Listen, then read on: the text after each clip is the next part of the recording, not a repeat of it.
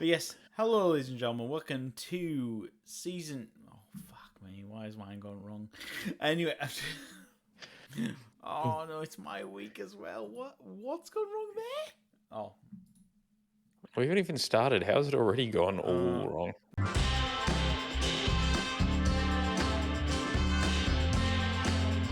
Dorks down under. no, because I'm recording. Or there we go. There's my beautiful face. Fabulous.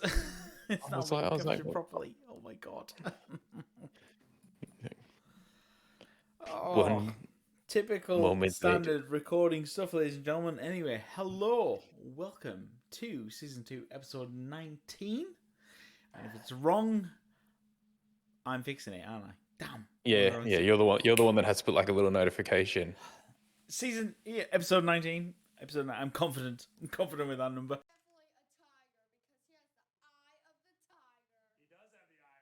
Are you sure about that? Welcome to Dogs Down Under. We are the podcast that discusses general geek of nature things, as well as a variety, much about our lives and everything else. So yeah, we are cracking on. I am Jordan, UK, back in New Zealand. It's fabulous, and I am joined today by my beautiful Australian co-host, which is Dez. I kind of always forget that we have to tell people that because obviously not everybody watches the videos. Some listen to the podcast, so they're just like, "Why is it Dorks Down Under? There's a weird English guy on there." It's like, yeah, no, he's from Down Under now. No, I'm not. I'm still British. He is. I'm not. No. We're not starting this episode off with an argument that we've discussed this before. Brawl. Oh, trust me, I will beat the shit. I will beat the living out of you, Des. I really will. Anyway. Aww. So sweet. Just realised I've not got that big light on, so my beautiful face isn't being shown properly. But yes, so this week we've actually had a request from a fan. Yes, and unfortunately, it is not for the Jordan calendar where he's all greased up and oily. We did get a little bit of something special last week with Jordan doing a bit of a striptease. Like, I was like, damn, this is better than Demi Moore. But we have had a request, also, I've been We told. have a request. Yes, we had a request. It's from a New Zealand fan. They were interested in, obviously, for tonight's episode, we're going to discuss the Fast and Furious franchise. And I'm sure at some point along the way, me and Des are both going to fall out, which is completely fine. I don't think so. We may do at some point, but yeah. It's like, as long as you agree that the only good one was Tokyo Drift, then we're fine. Oh, Des, are you for real? No. Right. Oh God. Right. Let's let. Oh. It's Saturday night. I'm freezing, so I'm like, let's start a fight so I can warm up a bit. Oh, you're gonna get one. Right. For anyone who is beyond this century that we've been born in, everyone is pretty much aware that there is the Fast and Furious franchise is what I was trying to say. Of basically family. If you could sum it up in a word, family. Yeah. Yes. It's funny because there has been a whole heap of memes, but so I have a little bit of trivia for you about the Fast and Furious. Oh God! No, this is actually pretty good. So the Fast and Furious was originally going to be called Racer X. Okay. So according to what I've read here, so in May 1998, there was an article in the magazine Vibe, and it was called Racer X by Ken Lee. And he's actually credited by Rob Cohen and Neil Moritz, I'm going to say, is the principal inspiration behind the 2001 film, Fast and the Furious. And the film, up until just before release, the plan was to call it Racer X. But instead, at the last minute, Moritz actually changed it to be renamed after the 1954 film, The Fast and Furious. Okay. So there's a little bit of useless information for you. And the Fast and Furious film was more about a guy that got done for murder, didn't commit the crime. He was a truck driver. He broke out of jail and was running to Mexico. And then obviously got held up in South Kelly, and yeah, so kind of a little bit of a car racy thing, but not quite the same. But so yeah, so that's actually where the Fast and the Furious originated from. So there's a little bit of trivia that wasn't bad because Jordan was probably expecting the worst at that point. I was terrified. He's like, oh Jesus. Oh God, Des speaking. For the love of all things holy, no. Shut him up. But it's all right. Okay, I'll be upfront and honest, right? Okay, one, Vin Diesel, I love you. You're fabulous. You're even part of the clan. He's a geek. He plays D&D. Yes. It's great. I know, I love that. I loved when I heard that. We love Vin Diesel, and this is me not hating on the franchise because there are some of the movies that I do enjoy, but there are other bits that don't work, and it's fine. But I'm gonna come at it from that angle, that where I felt like they went wrong. Yeah. I mean, and to be fair, like you've got to think there aren't that many films that have run for 10 movies, and there is an 11th on the way, because I do believe that number 10 is a 2-part ending to the series in theory. It's also been announced that there is going to be another Luke Hobbs film. So obviously we're going to get Dwayne Johnson. There is also rumours that Dwayne Johnson and Vin Diesel have come back together and forgiven one another. And I heard that in recent times as well. So yeah, we could actually see Luke Hobbs back in the franchise. I'm right. I mean, listen, I'm going to be very upfront and honest, right? Okay? Yes. Obviously, being my age, these movies came out literally at the right moment. I was literally getting into... I just done my driver's license, so I was like prime age to be influenced by all these movies. He's like, too Jordan, too furious. It is. And he's hooting around in his 1983 Corolla. Excuse me. 1984 Rover 214. Oh, he had a Rover. I had a Rover. So for anybody down under, we've never even had those cards before. You don't want them. They're honestly, it's like trying to steer a battleship.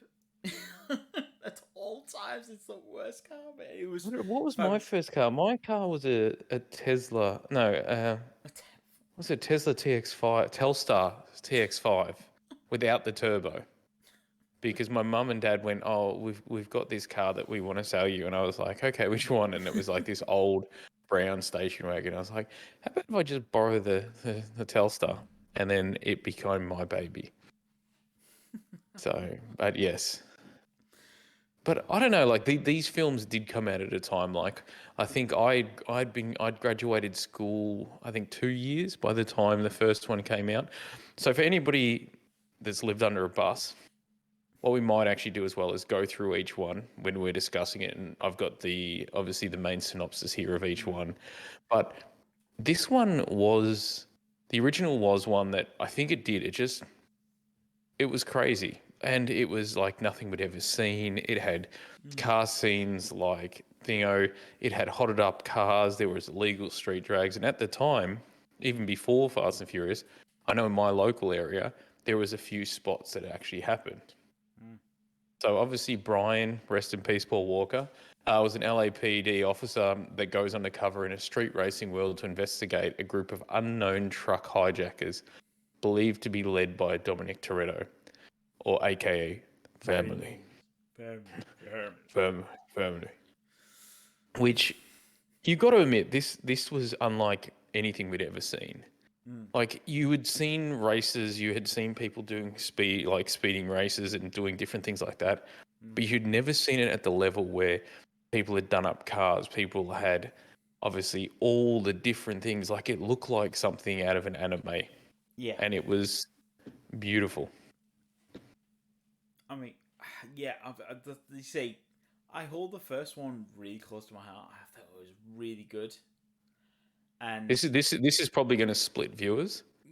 The first one meant a lot to me, but number 2. is, and wait, before you go off because you're fired up tonight, 2 was the one that I believe changed the franchise. 2 was the one that set up that this wasn't just a car racing film. So Fast and the Furious, don't get me wrong, breathtaking film. When it first came out, blown away, thought it was amazing. It made me look at car chase scenes and thing. But try to make a second one off that, just off straight street racing. I think it would have been very hard to get 10 movies out of just trying to do the street racing thing. Where Too Fast, Too Furious, though much weaker film, did introduce us to Roman Pierce, i.e. Tyrese, who was a quick talking kind of thing. Amazing character. Ludacris was in that one as well. Yes. So obviously it brought in, but it set it up as being a bit of a difference. It made us think outside the box. It made us go, okay, we've got these criminals. We're trying to capture them for the US Customs Service. But it made it feel like more of a heist film. There seemed to be more intelligence and more intellect into it rather than just car racing. And I think for me, number 2 will always hold a special spot because I think it flipped the switch that made it just from a street racing cool car thing with kind of all cool cars more into what it is today. But it is still a weaker film. Okay. All right.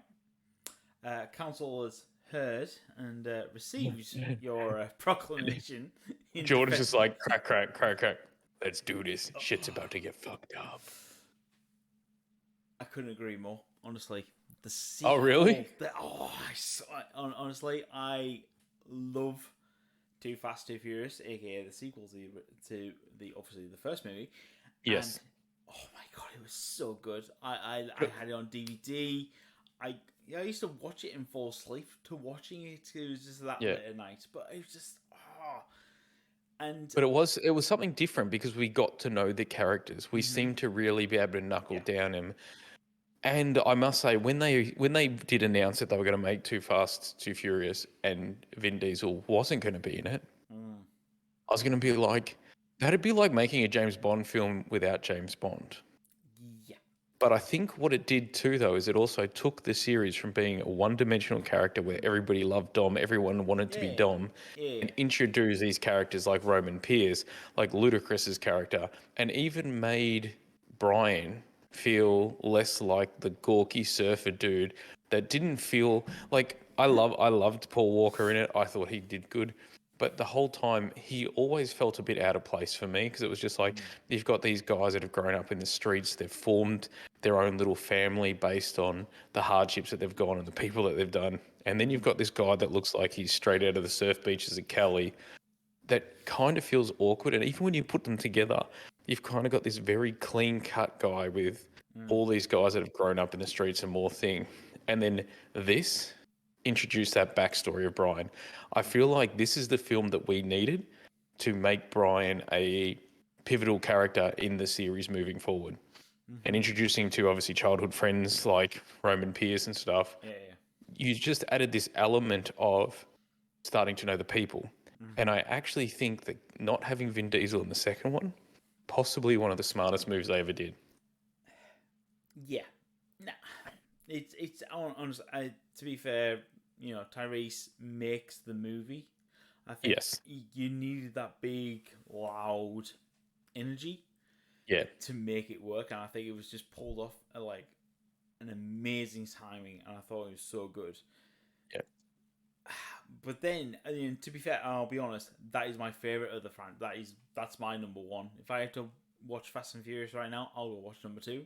And that was it. You know? I must say, it may not be my favorite of them all, but I would say there is something special about that one that, like some of the other ones, if I'm going out or if I'm busy or doing something and it comes on TV, I'd probably like watch it while I put my shoes on. I feel like with that one though, I would watch it more and my shoes would take like an hour and a half to put on.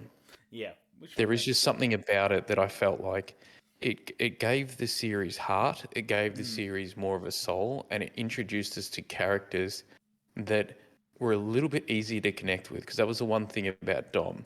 Dom, you could kind of understand his motives for different things. You could kind of understand why he was able to, or why he wanted to be very protective and whatnot. but it was very hard to relate to him. And I think that was the hardest thing. Like, though he put all these walls up to the people around him, the problem is he also did the same to the audience. And I think that without getting to know Pierce, without getting to know Brian, without getting to know Ludacris's characters and a few of the other ones, it would have been very hard to try to make a third one and bring him back when you're like, it's really hard because you just don't. The first one I found, like, I loved Dom as a character. I thought it was brilliant. I thought he played the role beautiful, but it was very hard to connect with him. And I think he had his walls up to everybody, including them. And it wasn't until obviously the fourth and fifth one where he started to, they started to dive into his character. But then unfortunately this brings us to Jordan's obviously favorite one, Tokyo Drift, which was, I won't lie, was very weird. Oh, it was a boy. Weird is the understatement of what this movie is. God. This film obviously was Justin Ling's first director in the franchise, and he went on to actually direct 4, 5, and 6 from memory, and I think he also came back for 9. But he wanted to show off the Japanese side of things, and I think the drifting, everybody can say Tokyo Drift felt more like the first one in Tokyo. But it was weird to have little Bow Wow, Lucas Black, who has this giant southern drawl, and he talks like this the whole time through the movie, and it's just very hard to make people think that you're drifting and that you're somebody of a high intellect when you kind of sound like Colonel Sanders or Foghorn Leghorn. It's true though, and then not only that. So you've got all these Japanese people, so everything's Japanese, and then it's like, how do we beat these Japanese races? I know, let's get a car that is way too heavy, way too long, put a car in it, but make sure it's American. So get the American Mustang, and get him to race that at the end. And I'm like, really? Like that's what you went with? That's where you're going? I think because literally you only find out that it's all connected universe right at the east. It's like it's the very end credit scene where suddenly he turns up to a race and and suddenly you see Dom's like Dodge, which somehow he's got all fully repaired and shipped from all Japan. the way to from America to Japan. But anyway. Let's not dive down on the physics that is involved in the Fast and Furious franchise. But you do have to admit, though, okay, so Lucas Black, I think it was in number 9 when they brought him back, and Little Bow Wow were kind of funny. But you do have to admit that it did give us one of the downright coolest characters in the franchise in Han. Han was... He was just badass. Yeah, he's not... He still is cool. Because obviously, up until what? Because obviously we've not seen the latest one, so 10 is off the table on this list. But I've not seen it. Yeah, or hopefully Han. Touch wood. We like Han. We've always liked Han. He just eats all the time. But it's so cute. But he's just got this little thing where he just, okay. So for anybody that's seen the Avengers. You know how in it you always see Robert Downey Jr. like eating blueberries or something like this. Han's like that. He's constantly picking. He's got like little chips, little things like that. He is just laid back. He is cool. And like that bit where he does the donuts around the chick and then just hands him the thingo. Like he is just like, he just oozes cool. And I must say, Tokyo Drift for a lot of people, it's not just the black sheep of the family. It's its own kid that it's kind of like, what is that show where they sing "We Don't Talk About Bruno"? What's it called? I can't remember. El Canto. El Canto, yeah. La Canto. Oh, is it? Okay. Encanto it is. Encanto? Fine, Encanto. Yeah. We'll get there eventually. But so when Encanto, Bruno, one of the guys, they pretty much disown him and then he hides away. Tokyo Drift is kind of like that. And though we all know that Han comes from that, a lot of people, I feel like if you talk to, just puts it in their head, it's just like, oh yeah, that was just a short story where they introduced Han and that was it. Because it was bizarre. Yes, very much so, definitely.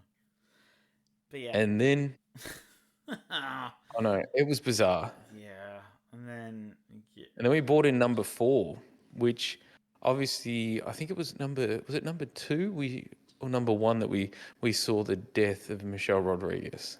it was. Or was it the Yeah, start of 4? It was the start of 4, Yes. and then of course, but there's still all this nonsense up in the air. So he's like, well, is she dead? Not dead. Oh no, you don't see her dying. Yeah. You see her car crashing. So obviously she could be alive, maybe alive. You never know. Well, that's what we've come to learn from the Fast and Furious. Nobody's dead. Nobody's Tokyo Drift at one point then, I believe is it Jason? You find out later down the track that it was Jason Statham's character who killed Han. The car blew up. Han died in Tokyo Drift. Yep. Really sad. Yeah. And then it's got, so Fast and Furious 4 has obviously Dom and Brian. They're forced to work together to avenge the death of Letty, an apprehended drug lord. The film is set 5 years after the events of Fast and the Furious and before Tokyo Drift, which is why Han's in number 4. Yeah. Also with Gal Gadot, obviously our Wonder Woman. Yep. And Han and Gal Gadot just make the cutest couple. Like, they are just cool, elegant, stylish. Like, it's just cool. And I must say, their relationship is awesome. Like, just them two together are really cute. It's the sweetest thing when you look at it from the outside. It's like, oh yeah, but she's a serial. She's like an assassin. It's just like these two complete power odd couples put together. It's fabulous. Yeah, no, it's the best thing of it. And this one is where I feel like what they've done is they've taken the first film, then they've taken the heart and soul of the second film, and it almost feels like that they've combined those two. So you get the character development, you get the understanding of that, you get the fast cars, you get the heist element, and like the kind of like working against each other. And I think Fast and Furious is Too Fast, Too Furious and the Fast and Furious beautifully put together and taken the strong points from both, and it almost felt like the start of the series as we know it today. If I'm right, or you like no? No, I'm with you. I'm with you. Yeah, like this number 4, because this is a series that I've loved for many years, but with this one, this is where it evolved. This is where Jason Lin obviously had done Tokyo Drift, done this, and then kind of molded them all together. And I honestly think, though, you kind of feel like what he's actually done is he's got in place that Tokyo Drift was my first one. Okay, I get to tackle Fast and Furious, and almost in a way reshaped it to the way that he wanted it to be. And it was a great movie. Great movie. Yes? Yeah. No, I literally can't. It's really find a hard an argument to nail you down on. Let's be honest. Because, I mean, it did work. It's just the problem I like from it is that, yes, you could see the directorship evolving and going, oh, this is kind of what they want to see more than... Yeah. Because obviously you jump into a franchise. I mean, it's like, honestly, if I wanted to say go to Star Trek or Star Wars tomorrow, they're both ringing me up and say, oh, which one do you want? I'm like, I'll do this one. Could I produce 3 movies following on from... It's weird. But... Yeah.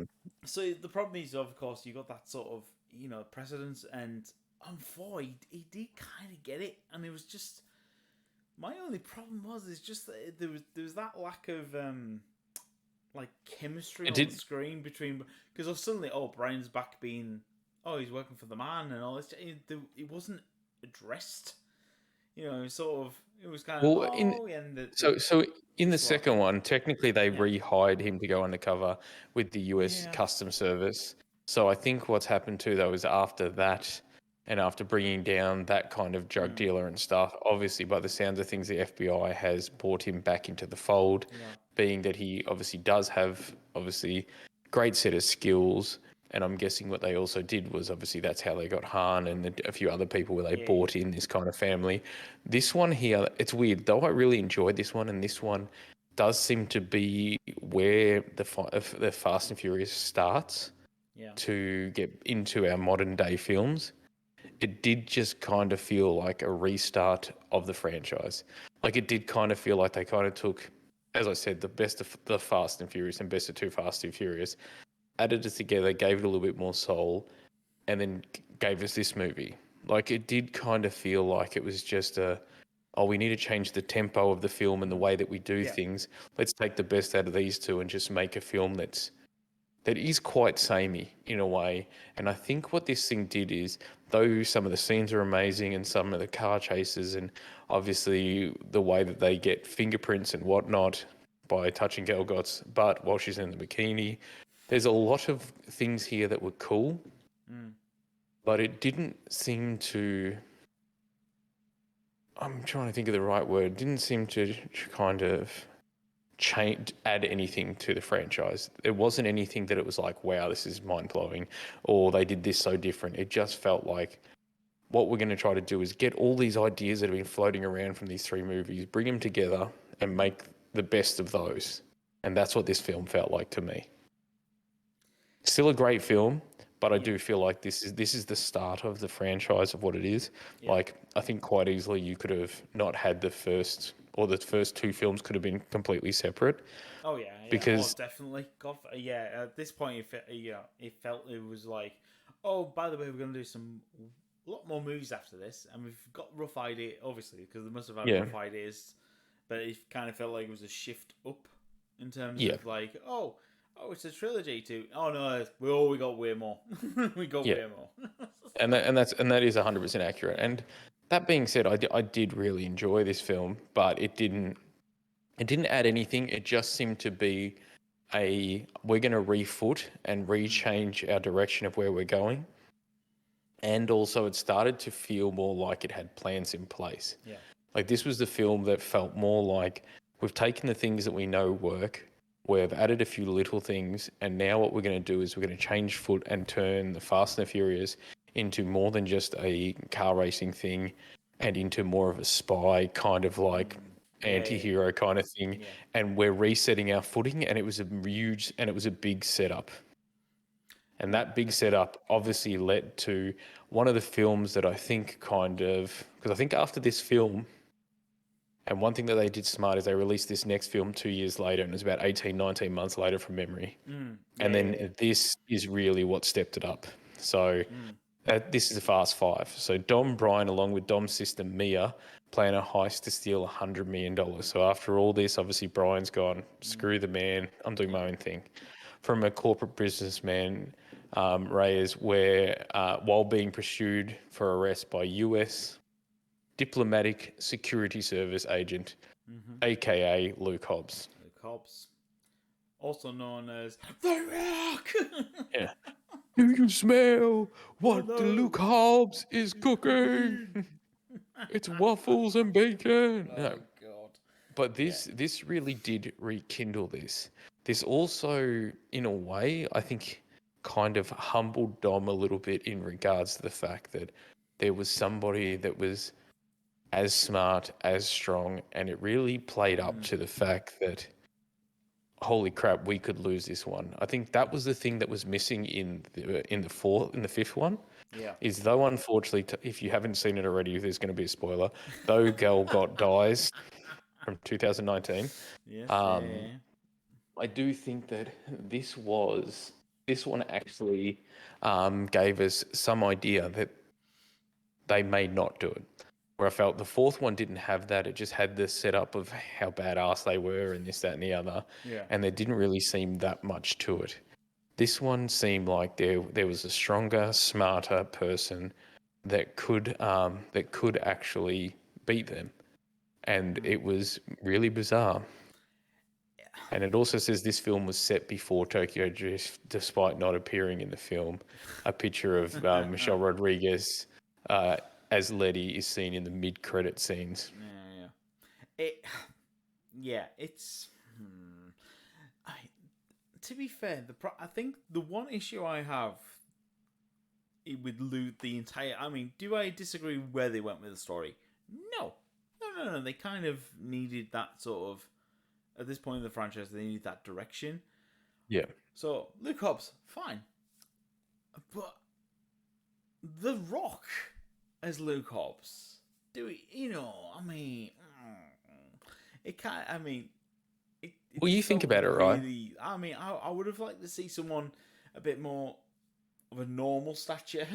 sort But of thing. I think the idea was it too, though, was in most of these films, Dom has always been the bigger, Oh yeah. stronger, more powerful one. And I think the idea of getting somebody like The Rock in here was to be able to go, this is the size of this man. Dom's always been the strongest and most powerful. And even when you see them go nose to nose, Yeah. The Rock's slightly bigger, slightly thin, which actually kind of puts the fear into Dom a little bit because it's like, oh shit, I could actually lose everything. This guy seems to understand the way we think. They seem to be able to follow it. They seem to be stronger, more powerful. And obviously at the end they become friends and whatnot. But this is the kind of thing where you're like, shit, this could actually change the franchise or we could lose people that we don't want to lose in this thing. And I feel like this was the film they had to make. They needed to get somebody that didn't make Dom feel so invincible. Yeah. I mean, I think the problem is. Sorry, as you can see, I really love these films. Yeah, Eh? I know, but the one issue I have is, as I said, I think because don't get me wrong, you needed Luke Hobbs to be a big guy, but it's just like Yeah. when you see them stand together, it's like, I mean, obviously, if you had to recast, you would have to recast Vin Diesel in this. Yeah, it wouldn't work. I don't think anyone else. But the fact that if you brought someone else a bit more normal stature, so not this super massive muscly body against Yeah. another smaller version, but still, Okay. it didn't kind of Here's a work. question for you. Yeah. Who would you pick for Luke Hobbs? Ooh. Who would I pick for Luke Hobbs? Obviously, we've already got a few people in the franchise, so you can't choose them. That's where it becomes an issue. It's just slightly. What about Meaty Boy, who used to be on Smallville, Superman? The guy that plays Superman. Yeah, they got on Smallville. Oh, what's his I name? forgot his name. Paul Wellham or something? Oh, what's his name? It's right there. Let's have a Tom Willings. Tom Willings, that's it. Yeah, because he also does his podcast. Discussing Smallville, which is anyway. But He does a yeah. He gets together with the guy who plays Lex Luthor, that Luthor. Rosenbaum. Yeah. You know who I would like to see, but I feel like they look a bit too sameish. Who? So do you remember the famous rock band from the 80s called Bros? Bros. Yes. So they were two brothers. So they were actually they were Matt and Luke Gross, and they were the Bros brothers. They were bleach blonde hair. They were kind of like slicked back, kind of. They literally looked like almost like greasers. But one thing that Luke has done recently is he's obviously become a bit more of an action star. He was in Blade 2. He played Hellboy. So you know the guy that played the golden elf in Hellboy, the bad guy. And he's also picked up where Jason Statham has left off, doing several of the Death Race films as well. Oh, okay. And I think he was Persian. So my only problem with him is he's a little bit too skinny, I feel, for the role. Yeah. But the other one that I was thinking could do it, but he may also be in that same vein. You could have gone Batista. But the same kind of thing as the Luke Hobbs kind of thing. The other one you could have gone for Luke Hobbs is maybe a little bit older. So he's obviously more intelligent, still has the size, but gone Ron Perlman. Ron Perlman would have worked. Like you think somebody that's a little bit more old, a little bit more distinguished. So the chances are that the reason why he's slightly smarter than Dom, has a lot more understanding is because he's been doing this so long. Yeah. No, I do think he may be a little bit too old for that, but he would have stood in stature with him. And I do think that you never know, but well, I don't know. It's hard to know, but I do think that we needed somebody that had that kind of size, or we could just do what every film seems to be doing nowadays and just put fucking Adam Driver in the bloody role. He walks out of crashing that big friggin' truck that he has. He whips off his shirts and he just has these giant teacup nipples with his pants pulled up to his friggin' belly button, past his belly button, mate. He's like, all right, I'm Luke Hobbs. You're like, no, you're not. No, you're not. Nick off, Adam. God forbid, Adam Driver, where to begin with that gigantic man-child. Anyway. Oh, sorry. The other one I was thinking of, the guy that's in. Oh, he's an English guy. I think he is. He was in like Dracula. He was in, Dracula Untold. Oh, he plays Gaston. What is his name? What? He's a good looking Luke Evans. Luke? What? The comedian? No, that's Lee Evans. No, that's Lee Evans. Luke Evans. He's like the hunky dude that was in like Dracula Untold. Oh no, he was in a Fast and Furious, wasn't he? No, actually, no. He was in Fast and Furious 6 from memory, or 7. Yes, he was. 6. Yeah. No, Or was he in? Oh, yeah. No, it's. Oh, that's right. He plays Yeah. Owen Shaw. Of That's course it. he does. Yes. Yeah. Okay, so maybe not. Maybe not him because he's in our next film, which is Fast and Furious 6. See, I did that on purpose without meaning to. Of course you did. Yes. That was 100% planned. That was the smoothest transition I've ever seen. If I've seen one, it's By fabulous. a pure accident. No, I forgot. Yeah, he was in it.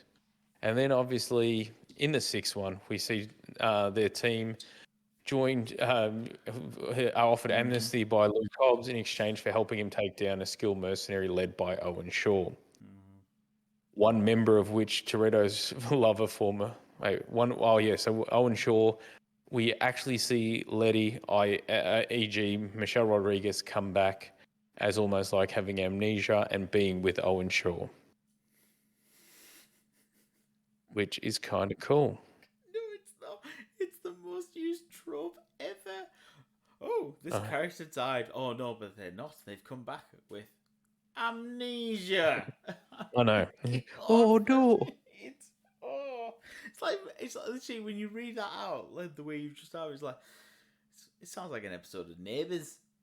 Yeah, it really does. It's so bad. Oh It's my like, why God. is Harold back? I've been in Tasmania for like 6 years. He goes, oh, I suffered a fall and have amnesia. I was like, so that time when you supposedly fell off the boat and drowned and nobody could find you, somehow you swam all the way to Summer Bay in Home and Away, then took a ferry to Tasmania and had amnesia. And now all of a sudden you just randomly moved back and went, this house is really nice. I'm going to buy this. G'day, Madge. Wait, how do I know Madge? Oh my God, I had amnesia. But yes, it was a bit funny. But yeah, number 6 was the last of Justin Lin, which was obviously a big thing. And a lot of people were, I think, sad to see him go because this did obviously have a lot to do with. There was a lot of backstory. Obviously, we saw Michelle Rodriguez join the fold. Obviously, there was Dom's new partner at the time, who was Chris Hemsworth's wife. Yes. Very good looking woman as well. Yes. Chris has got good taste. To be fair though, like Chris isn't a bad looking wrister himself. Like he's not exactly she's not exactly roughing it either. Oh, she is. But yeah, this film is set, and according to this, it says this film is set before the events of Tokyo Drift. Yep. But that being said, the very end, Justin Statham does appear as the older brother of Owens and brother Deckard Shaw in the closing scenes, which seemingly kills off Han. So the cut scene was obviously the scene where Han got killed, and this is where, as I was talking about before, that Han, you notice that Han, the same scene happens, but this time they've beautifully stitched in Deckard Shaw into it. And that is one thing that they've done very well. And as somebody that has watched the first, I think, 5 minutes of of Fast 5. Yeah. Not ruining anything, but the very first scene is a scene that we've already seen before in one of the other films. Yeah. And they've perfectly stitched in, what's his name? Aquaman, Jason Momoa into it. And that being said, they've done it in a way, and that's one thing that they seem to do really well in these films, is you're like, bro, this has already happened. How can this person randomly be here? And then they show the scene where the scene plays out exactly how the scene was originally done. Yeah. but does it in a way where it stitches it together very perfectly, and you see that. And this is one of those scenes where at the very end, you obviously see Han die, and obviously you see that Jason Statham's the one that's done it. But this is a film where I really enjoyed.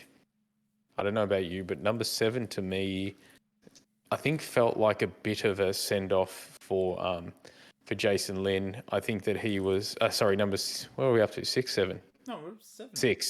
6. Sorry, but yeah, six was a great send off for Justin Lin, where I felt like he went down that spy route. He was able to bring back Michelle Rodriguez. Yeah. He closed it out with obviously a bit of a cliffhanger at the end, and I think he left the series in a way that just made it so it was easier, or made it easier for them to continue what they were doing, but set the wheels in motion for number 7 with Deckard Shaw, Luke Hobbs, and all the crew to come back together.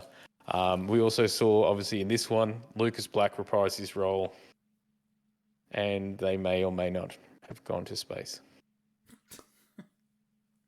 which was just dumb. But yes. Yeah. And unfortunately, this is also the last film Yes. of our beloved Paul Walker, who passed away in 2013. Yes. Oh. And that the end scene of this, and it was something that the director F. Gary, who is a brilliant director, has directed a whole heap of like video clips as well as movies, including like Natural Born Killers by Dr. Dre and Ice Cube. Like, goes way back. And this was a role that a lot of people questioned. Oh, sorry. This is the next one. Jason Wan only did one movie, and this was this one. And I must say, the way that he handled that end scene with obviously Dom and Brian driving, and then Dom obviously going straight with Brian going off to be with the family, broke people's hearts. And then it was that, I think it was a Charlie Puth song that was playing. Yes, I believe so. Very much. And that song, man, you cannot hear that. Like, as a person in their 30s, hearing that song brings back memories of, I think, this happening, and it just makes your heart sing, because it was like we lost somebody that was so pivotal to this, somebody who over 7 movies we'd come to love, and it was just brutal when it happened. Obviously, taken too soon in a car accident, and it was just bad. And a lot of people after this one were questioning how they were going to bring it back. I think it was kind of like it was good that obviously because luckily Paul Walker's brother stood in for stunt doubling for him, because obviously he had the similar build and stature and all that jazz. So obviously we're very grateful that he is obviously of a similar build and was able to do that final scene, because they had to do the facial recognition, the facial recognition stuff, and luckily obviously they stay in the same genetics and it was all great, but it sucked. And especially now you hear the song, you think and you're like, oh god, and it does hold it in, sort of thing. And there are times in movies where people are like, the music makes the movie, or the music makes the scene.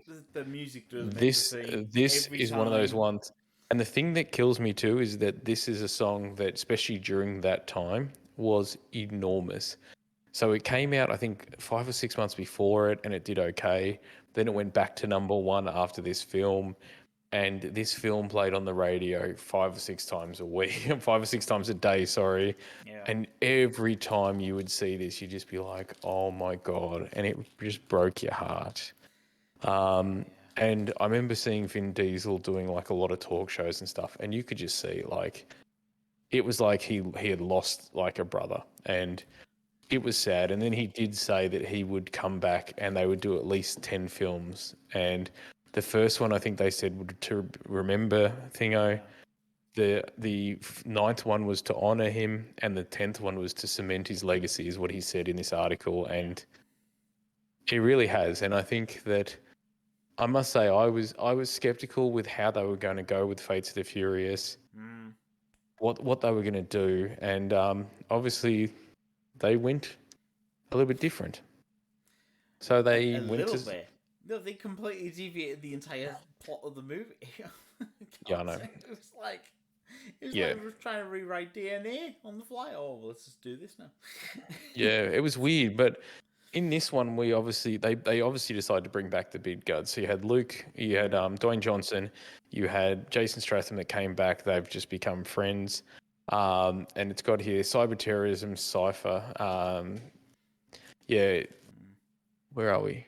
Works her turns and turns him against his team, forcing them to turn down Cypher and reunite with him. This is the first film since Tokyo Drift to not feature Paul Walker and obviously Jordan Brewster as Mia. So this is when we see somebody who is, I believe, our current villain or our villain for the next two films, which was played by the very beautiful, the very talented, the South African Mistress of Pain herself. He's like, do you know who she is? Tell me you know who it is. Charlize Theron. I was going to say, I'm like, please. Yeah. Charlize. Theron.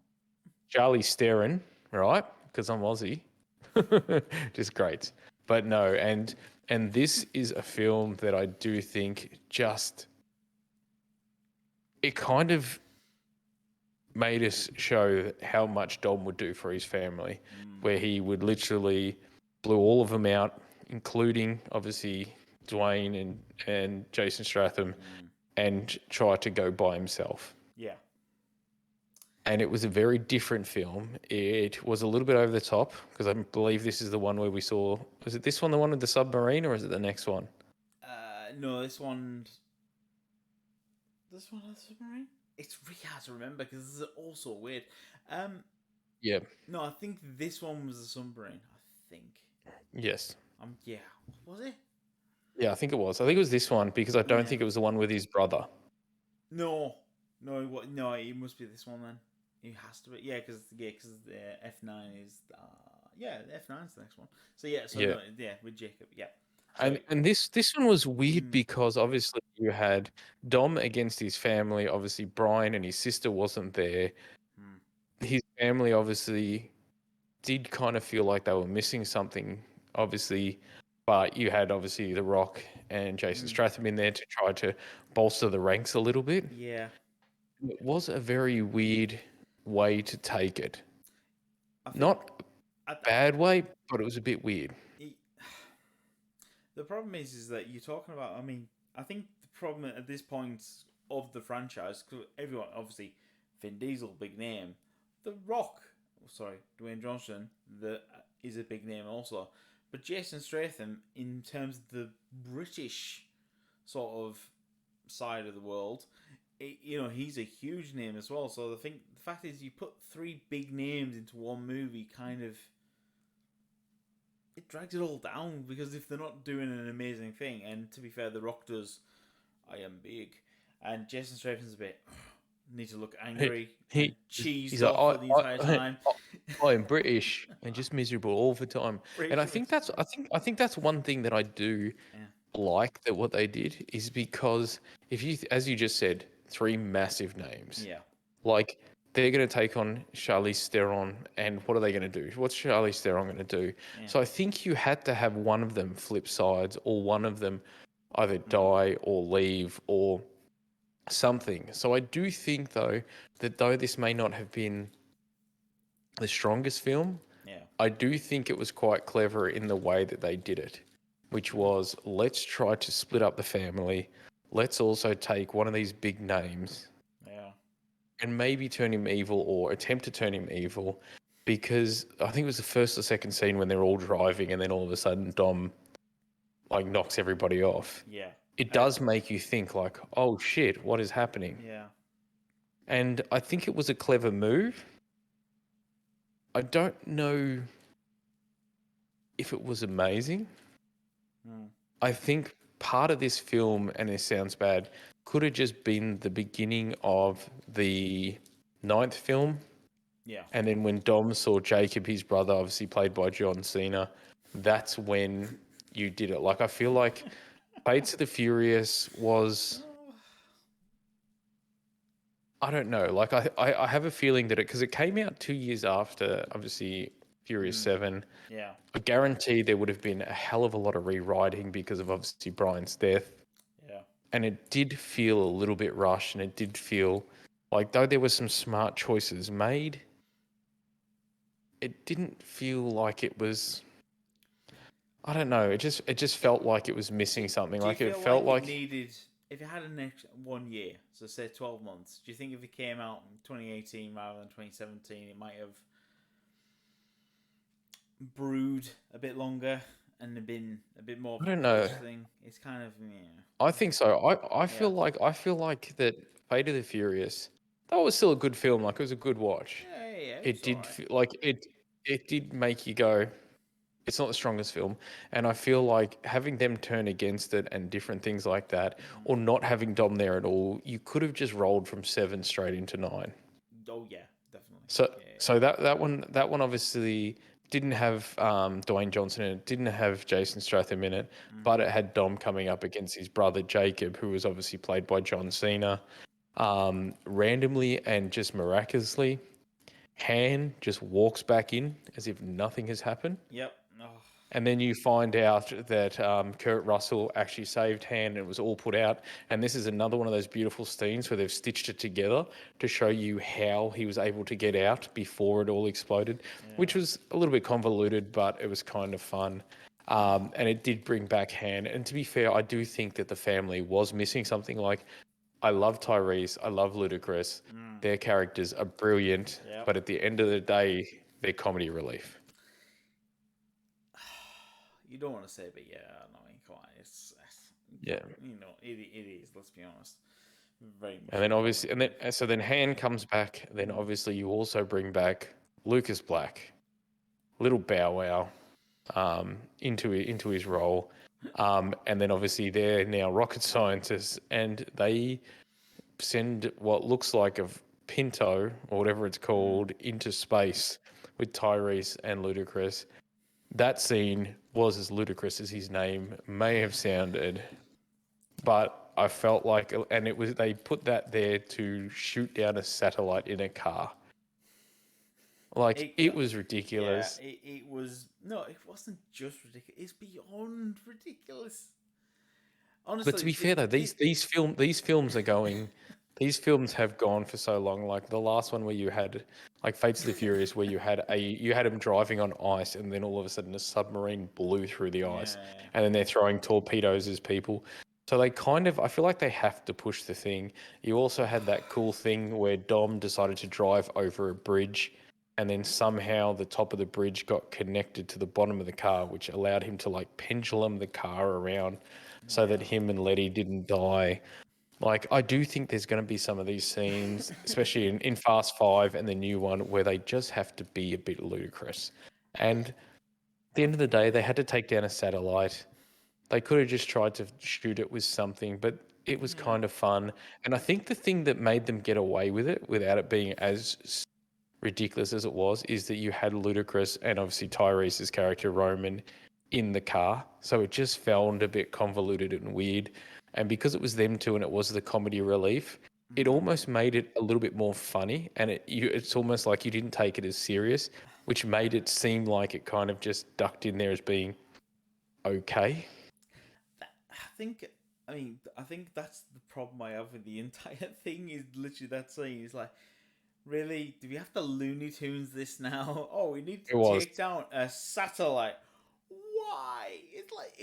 They could have come up with any other random thing, but oh no, now we have to shoot our satellite. Oh, Like, we yeah, drive like, cars. We're not we the could have drove for this Thunderbirds car. back here. What's going on? It doesn't make any sense. It's like it's beyond ridiculous. It was true. It was like, yeah, we could have driven this car and blown up a satellite, which then would give us access via a hacker to put the self-destruct, which would have been more funny. But I feel like this was kind of more in the vein of Fast and the Furious and going that little bit balls to the wall. But by having them in it, kind of made it funny. Yeah. It's also very funny to have a person that talks like this be a rocket science. It's like, man, I don't know if I want to. I'm like, so you're going to make me a rocket. I just want to know the 11 herbs and spices from you, just by the way you talk. Like, come on. And for all our Southern American, I love you. Please don't think I don't, but it just his accent. Honestly, His accent. you should see the private DMs, people. He really hates Americans. I don't. I love American. I love the South. The people in the South are so beautiful, Yeah. but they're also sometimes their accent doesn't always add to the intellect that they I have. mean, the drawl. They're all. But I must say, the Fast Nine, having Jacob, obviously John Cena, come in, really did add another element. Obviously, Scyther taken out. And it was, I don't know, it was just kind of, I don't know, it just kind of made it feel like it was better. I feel like because after Fates and the Furious, I kind of went, no. Like I don't know, it just kind of felt like, okay, we're trying to flog a dead horse. Like as I said, Too Fast, Too Furious for me was probably the film that started the franchise in how we know it. Yes. And losing one of the pivotal characters from that, and that has also been one of the pivotal characters for all of it. After Fates of the Furious, I was worried. Fast 9 brought back a little bit of hope for me. The only problem I have with Fast 9, and it's just from the story plot of, suddenly we're going to talk about a younger brother who's never been brought up. Like, look, timeline-wise, and this entire thing that you've watched from start to finish is probably like 10 years. Oh, we just so happen not to talk about our younger brother. But if you think about it too, though, like the idea was obviously that he was quite a bit older. Yeah. So obviously, when the dad died, obviously what happened was Dom went a little bit off the reservation. Obviously, got a bit angry, kind of against the world. So it's not that far fetched that if his mum got remarried or if something like that, because it was his half brother, I believe. But if his mum remarried and stuff, he didn't want to bar with it, and then he obviously went out and started working on cars and doing things like that. Yeah. Not as far fetched as you would think. If they had have randomly brought in like a Brian's brother or something, you'd be like, maybe. But I feel like with this one, it wasn't as outwards. Like I think bringing Han back was a weird one. I loved seeing him, and I'm never going to complain when Han's in it. But it did feel a little bit weird when he just randomly walked in, and and the funniest thing that I found was that you showed obviously. So I think it was, what was it, number 4 or 5 when they brought in Deckard Shaw, where they 6 maybe, 6 or 7. One of them when they brought back Deckard Shaw, I can't remember off the top of my head now, but they actually perfectly cut together the scene where you can see Deckard Shaw kill Han.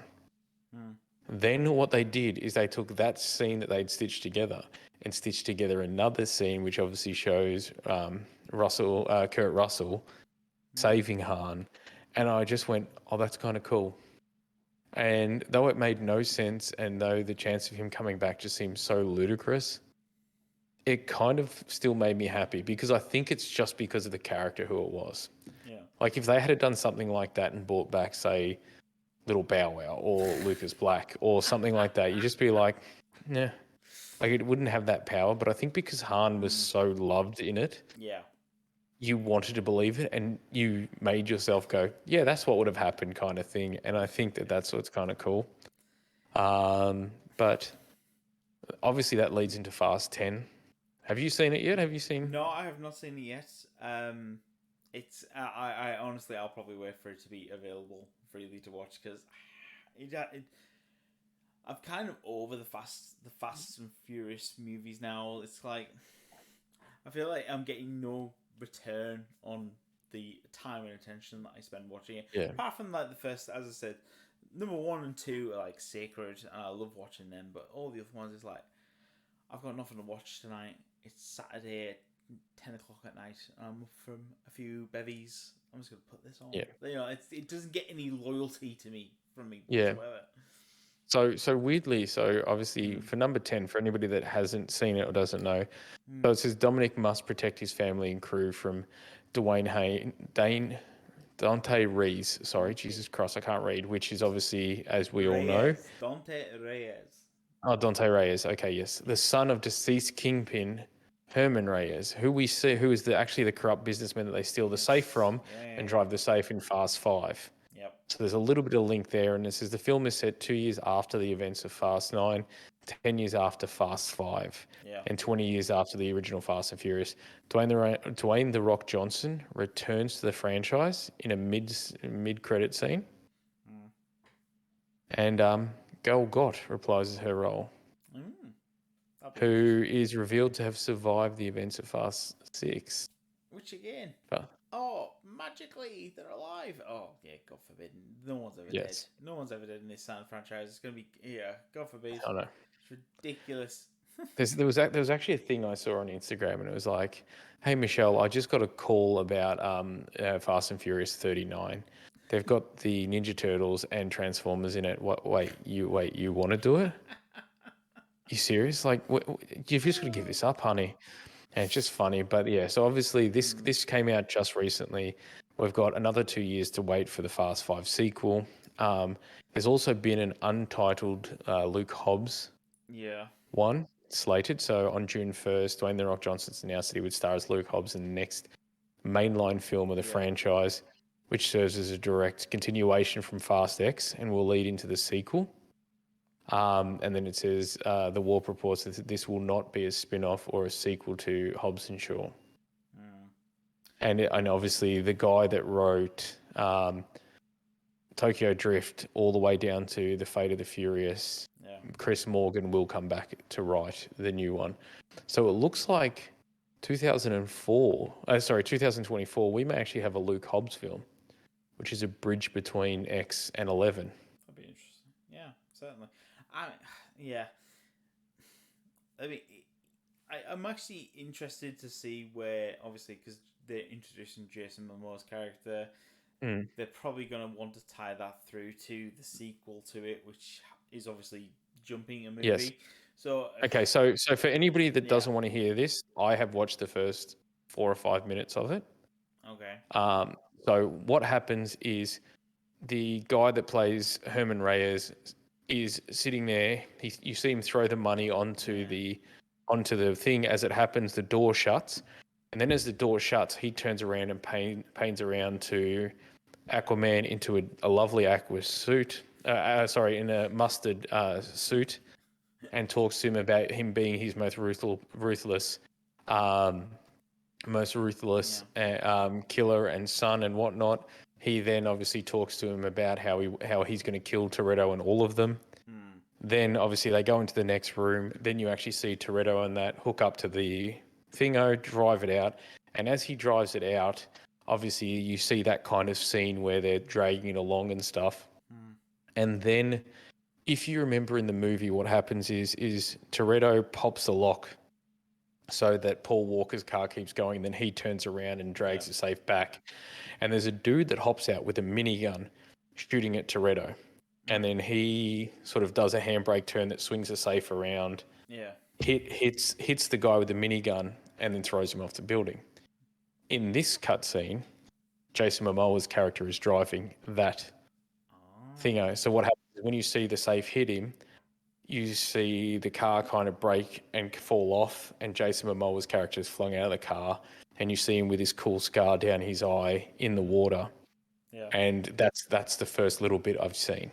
So that is just the bit from the very start to where they come back with Fast and the Furious thingo. And that's the first one. Yeah, I think that obviously try to bring Jason Momoa back. He's quite a big and popular person, so I am assuming he will not be dead at the end of it. No, and he'll be definitely involved in the next one. But yeah. So here's a random question for you. What is the highest and lowest grossing film from the franchise? So I'm going off the worldwide box office. And just the box office, not lowest. any of... Right, okay, so the lowest will be whatever movie I would put lowest, I should put higher. So therefore, is the lowest one... The one that you think it is. Is it Fast 5? No, it's the one that you think it is. Which one's the worst film? You've already blocked it out of your mind, haven't you? Yeah, I have, yeah. Yeah. Which one's the worst one? The worst one to me.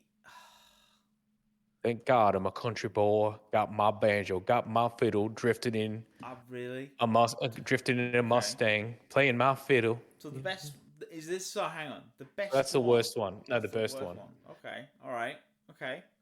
So that was how I agree. Oh yeah, because the third one is the worst one. But anyway. Yes. Okay, all right. So what's the best one then? It's gonna be. Come on, it's gonna be 2. Come on, it's gonna be the sequel. No. Number 2, funnily enough, did better than the first one. So according to this, there's 207,000, 207,000 for the first one. Yeah. Sorry, 207 million. Sorry for the first one. All right. The second one actually got 236. Right. But the top one has 1.515. Okay, which is. You got to have a guess, mate. I'll give you a hint. Yeah. I've mentioned it before. James Wan 5. it was the only one that he directed. No, that's Justin Lin did all those.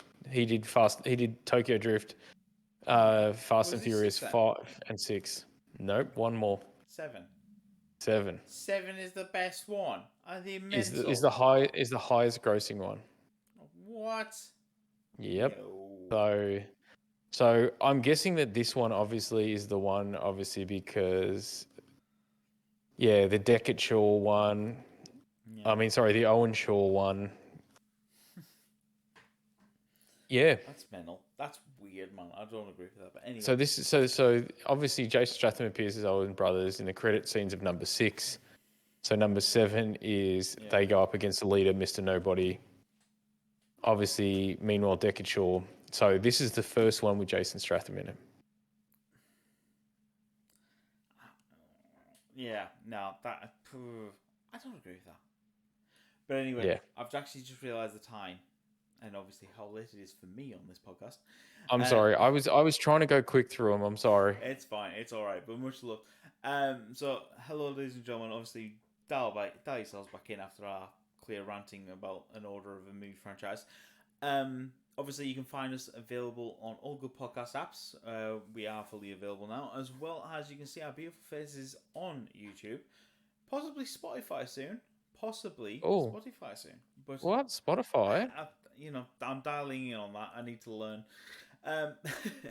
Beyond that, I'm confused. I thought Spotify was like a streaming service where you apparently listened. It's got vidcast capabilities, but again, before you rope me back in, we are available to subscribe on our social media on Twitter and TikTok at Dorks Down Under. Thank you very much, ladies and gentlemen, and peace out.